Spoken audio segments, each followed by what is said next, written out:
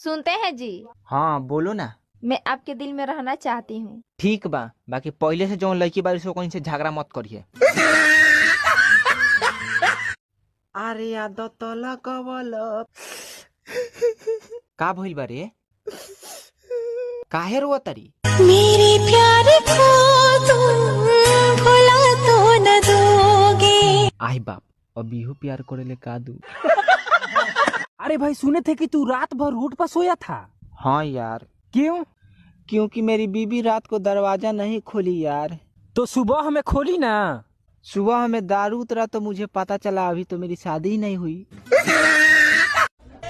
अंजलि,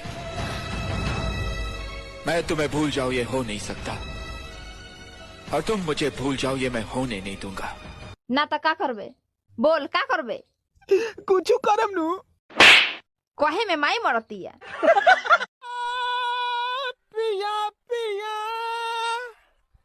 क्यों रुला दिया? एकरा माई के कौन डरवाती है रे? रे चल एगो गाना गाओ।